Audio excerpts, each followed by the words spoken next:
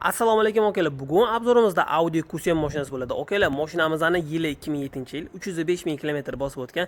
Motori, ходовой, korobkasi, elektronikasi ideal holatda. Nima unaqa davom bilasizlar? Mashinamizni bir qo'l va родной kraska. Narxini ham sraz aytaman. Narxi 13 ming AQSh dollari. Bemalol murojaat qilsanglar bo'ladi. Endi mashinani bitta ko'ramiz. Turishini qaranglar, juda ham katta. Derski, aytgancha esdan chiqibdi, mashinamizni baki juda ham katta, ya'ni baki 130 litr. Undan tashqari propan o'rnatib qo'yilgan ikkita ballon, ya'ni 150 litr. Общий hisobda mashinamiz 2200 kilometr bosib o'ta oladi bitta zapravkada общий benzin bilan propanda.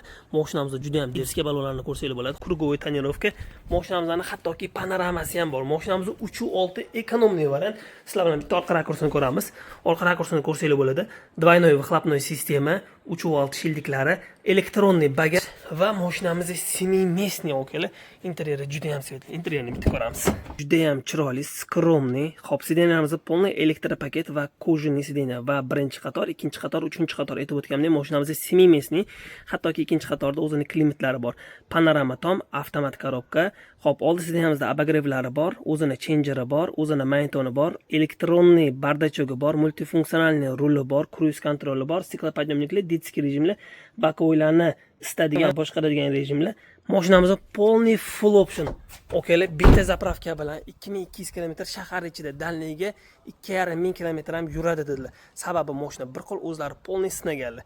Mashinamizning narxi 13 ming AQSh dollari, bir qo'l mashina. Bemalol murojaat qilsanglar bo'ladi. Audi Q7.